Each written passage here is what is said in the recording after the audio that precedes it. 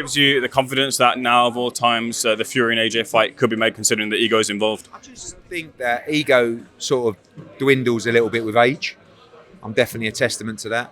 And I know that Fury, I think, is the same. It really comes down to what you want to do and how hungry you are to just finish off the legacy in the sport.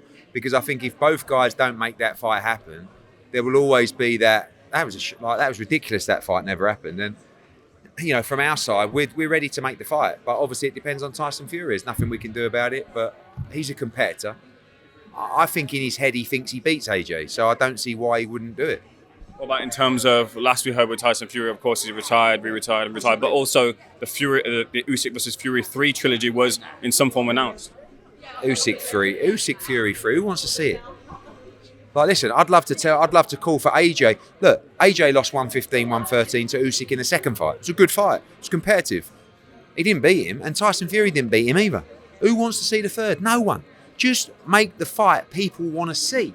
And that's AJ against Fury. And I still say it's the biggest fight in boxing. And you still get people go, oh, he talks rubbish. No, it's not. Tell me a bigger fight in boxing. You guys are here. Tell me a bigger fight in boxing than AJ against Tyson Fury. Could Floyd and Manny maybe touch that for their rematch? Will you? Come on, mate. Fuck it. Mayweather Tyson? No, Mayweather Tyson? What's happened to you? You used to be a smart guy. I'm just saying in terms of viewership. No, don't. That's not even boxing. Mike Tyson's 60, right?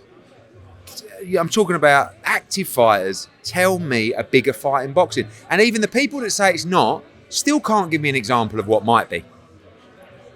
Jumping back to Canelo versus Crawford, we saw that Boots had done some sparring with Canelo. Had you had a conversation with Boots as to what happened in that spar? Yeah, he dropped him 4 times. No, I haven't. Great work, I would presume. I mean, I think that Canelo would have thought, fuck me, this guy's a serious fighter. And I think the rounds and experience for Ennis would have been valuable. 2 great fighters, one a current legend and one a future legend.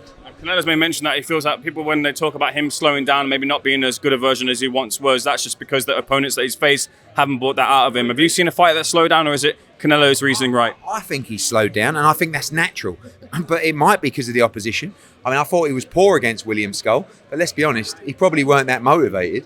People around Canelo Alvarez have told me he is looking like a beast in camp for this fight, because he would have put everything into this camp. But it doesn't mean that can always translate in a ring when you get to the back end of your career. He's had loads of injuries. He's definitely coming to the end of his career at some point. I don't know when. But he's still a legend. He's still a great fighter. But Crawford's 39. It's not like Canelo's fighting Boots. Yeah? In my opinion, Boots is a much tougher fight for Canelo Alvarez right now than Crawford is. Given his age, given his inactivity and everything. But they're all amazing fighters. And just a comment on the promotional situation of Bam Rodriguez going out on social media that his time with Matchroom's coming to an end. Well, no, only that his contract's coming to an end. Yeah, I mean, you know, we're in discussions to extend that. I think the job we've done on Bam is amazing. We work very closely with Robert Garcia. We've got a great relationship. Everybody loves everybody. So I expect that to extend for years to come, and hopefully for the rest of his career as well. But no, there's no falling out, no one looking to go elsewhere. But every now and again, a renewal comes up. The fighter wants to make sure he's well paid, and Robert Garcia is the manager. He's got a duty of care to make sure the deal is good, but they know they'll get that with us. And you know, he's got a big fight coming up November 22nd, and then we'll schedule him spring, summer back in San Antonio. Just circling back to Eubank Ben too, I noticed a few of the online boxing sleuths picked up that VADA never announced that full testing was completed for that rematch, or the first fight, just to comment on that. Absolutely, full testing was completed. Was that from VADA? Yeah, absolutely. They were. I mean, obviously, it'd be difficult for us not to do VADA testing for that fight. Both guys were tested, 8 times each, like very extensive testing. And yeah, it was all done with VADA. Eddie, what do you know about Boxing Bench Shalom? They've pushed back the date, it seems, for their first launch date with BBC. Well, it's October, I think now is the new date reported, and also they've announced that the signing of Adam Azim to an extension of his deal. Yeah, I think that, I don't know. I didn't know his existing contractual station. A lot of the boxer fighters have left or are trying to leave. Who has left, Eddie? What's his name? Sorry? That was in February. Boatsie's left. Who's the other cruiserweight? Sorry. Vidal Riley, he's left. And there's been a lot of other fighters that have been trying to leave because people have been in contact with us. We don't talk to anybody that's under contract. So I don't know whether the Adam Azim re-signing was, I want to re-sign, or this position's not great, so let's try and work it out. But, I think that boxer they have no choice but to pay whatever they have to pay to hold on to talent, because they've done a deal with a broadcaster really without necessarily what's been promised. Having seen the tender for production, all the names are on there, and a lot of those names I think are still unconfirmed. So boxer will be doing everything they can to keep those fighters, and they must, because otherwise they're finished. Mayweather Tyson, what do you think of it? It's just shit, isn't it? I mean, let's be honest. I hate, in a way, and I know people go, "Oh, you can talk, you fuck." I just hate some things that are happening in boxing. I don't mind if some, even Jake Paul. I don't mind Jake Paul. I think he's a young guy who's taking boxing seriously. I think he's improving. I think he's doing training camps. But why would you want? How old's Mayweather? 50? You got what? Maybe a little bit. How old's Floyd Mayweather? 48. You lot don't even know. You're supposed to be boxing. Yeah, I know, yeah. But all right, 48, 49, whatever. I was going to say, that's old. He's 2 years older than me. Right, what I'm saying is, who wants to watch a 48, 49-year-old Floyd Mayweather fight a 60-year-old Mike Tyson? It's just bullshit. And as much as I love money, I just wouldn't do that. Because I actually, whether you believe me or Pete, you believe me, I love boxing too much. I think it's disgusting. It's just so shit. Who wants to watch that? Yet people will watch it, so I understand. But it's just I just find it naff. Just off that, what about Jake Paul Tank? What do you make of that? I find that naff as well. I mean, look, only because of the weight class, though. Listen, you got, with us, and people say, well, you said Jake Paul fight AJ. Yeah, he's a cruiserweight that's ranked, 60th in the world or 70th in the world in BoxRec, that wants to come up and fight Anthony Joshua. All right, for me, it's a total mismatch. But you talk about, this is a cruiserweight fighting a lightweight. What the fuck? But it's that is what I will say is one of the things that depresses me about the sport of boxing, where a broadcaster, the broadcasters don't really care that much about the sport. The Zone a little bit different because they are boxing, right? But I don't blame Netflix for going, no, we shouldn't really do that, because that's actually, let's be honest, that's a bit of a joke. It's not great for sport. They want jokes. You know what I mean? They want something crazy, something controversial. They want a freak show that's going to do numbers, because they don't really care about boxing.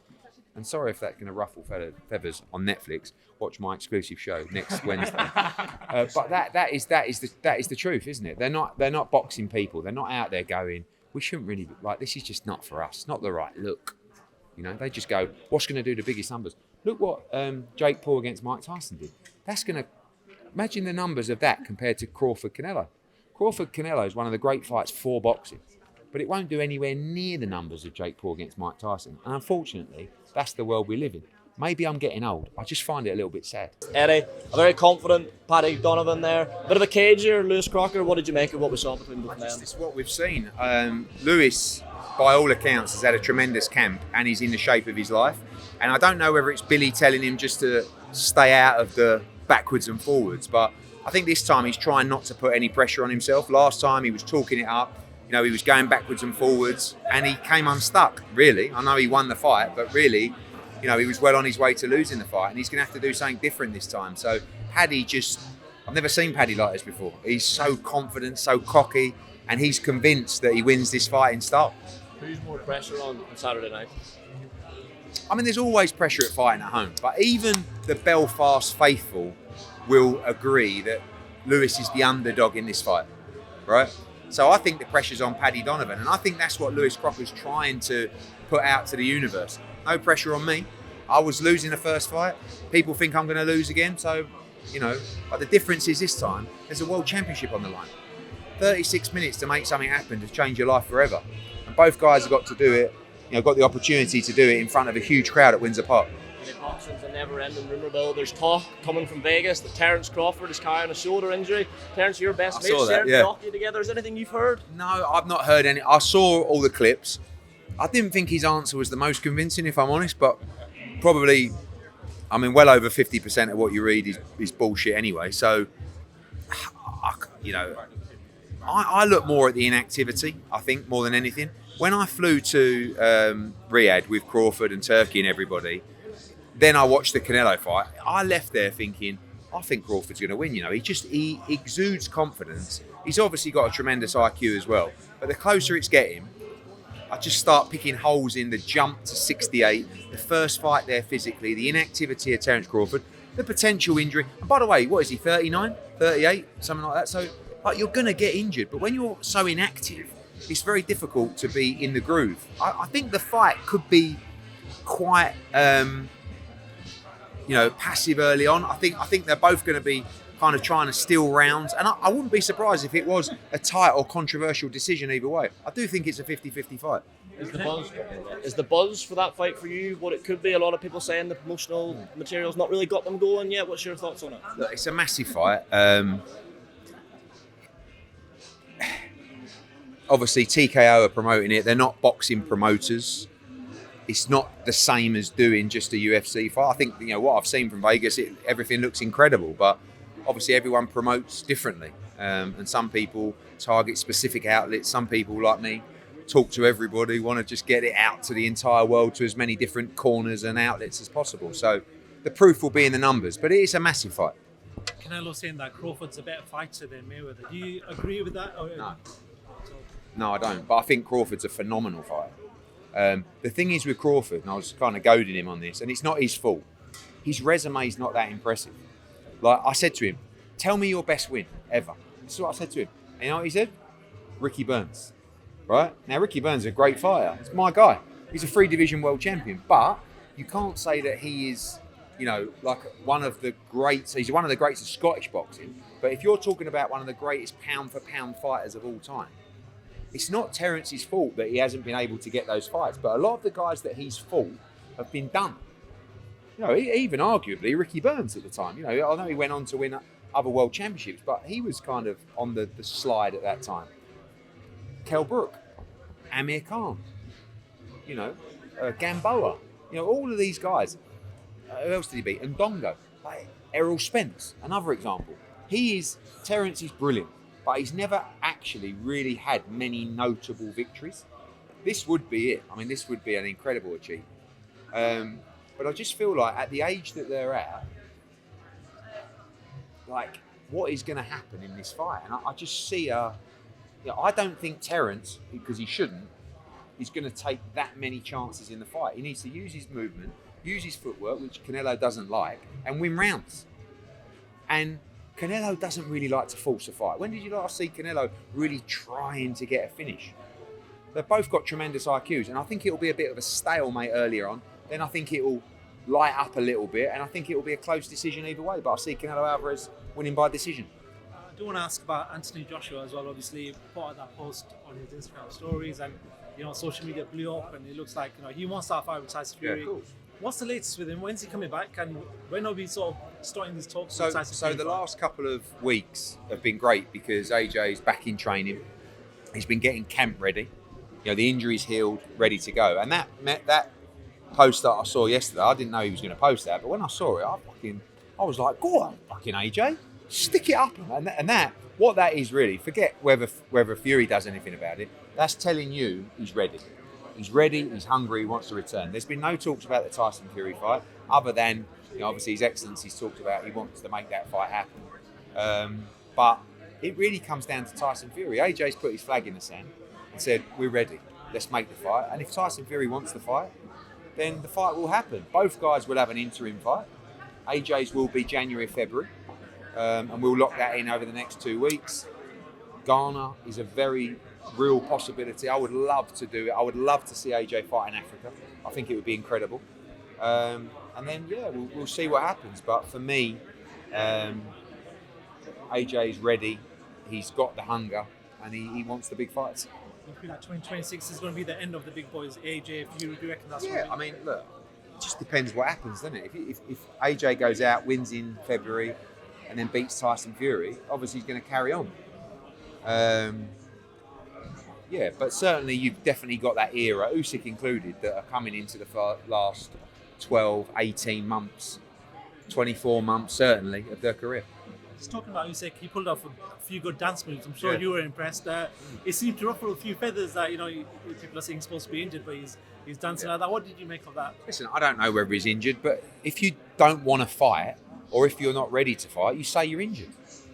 I mean, let's call it what it is, and maybe he is injured. I don't know. It's not my business, but that's what you would do if you weren't ready to fight. By the way, he's not ready to fight. He's just thought that what? He don't want to fight. So the best thing to do is go, sorry, I can't do that because I'm injured. Now, then when you dance on the dance floor, I don't know what the injury is supposed to be, but Usyk's earned the right to do whatever he wants to do. Like he's not ducking Joseph Parker. He's just going, I'm not interested in fighting at the moment. Now, in time, that can cost you your belt. But who cares? Who cares if Usyk loses his belts or not? He's done it twice. He's undisputed heavyweight world champion twice. He's undisputed cruiserweight world champion. Nothing else to do. See you back in Dubai training. Just give me the latest with that. I know there's a press conference at some point in the next couple of days. Next week. What's the latest in regards to that fight? I mean, I'm going to hear about the building of that show, the undercard and everything. Yeah, I mean, we're working on the undercard at the moment. Presser will be Wednesday. There'll be an announcement soon. Ready to go. Talking about tickets going on sale, etc. Conor Benn's in training. I believe Eubank will probably train a little bit harder for this one because last time was quite torturous for him. He won a close fight, fair and square, but this time will be different. Conor Benn will have activity, he will have confidence, and we believe we get the win this time around.